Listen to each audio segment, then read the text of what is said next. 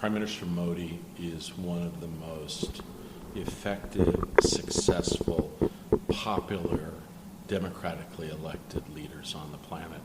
And this far into his tenure, he is still extremely popular in India, and a real sense that he has an agenda for bringing India into the 21st century.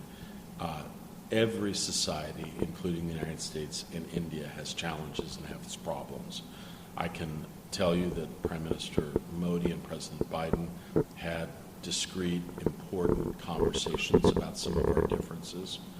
Each of our countries is imperfect. I don't think the United States can or should be in a position where it lectures any other country.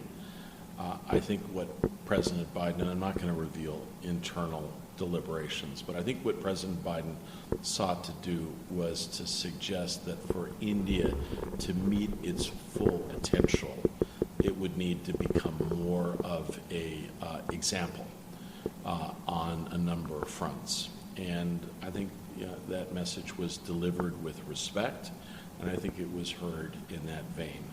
One of the things that I have found quite inspirational is the level of trust and confidence that developed between our two leaders, between President Biden and Prime Minister Modi. And that's something that I think is important, and we will seek to build on. So, look, I would simply say that I think India's position on Russia is more nuanced than your question would suggest. And we see lots of signs of India taking principled stands. Prime Minister Modi has spoken out clearly about the devastation and the tragedy of what's happened to the Ukrainian people. He engaged in a very positive way with President Zelensky in Hiroshima. He has conveyed directly to President Putin in his face concerns about the war and about the potential use of nuclear weapons, and expressed very clear concerns on the part of India directly about such contemplations.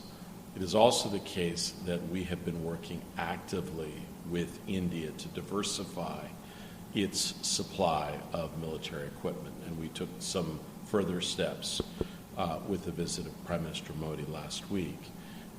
We believe that it will be important for India to continue this process of diversification, working closely with countries like Great Britain, like France, like Israel, like the United States, to make sure that as India develops its arsenal for the 21st century, it does so in a responsible way. And indeed, recognizing that much of this work will be done indigenously.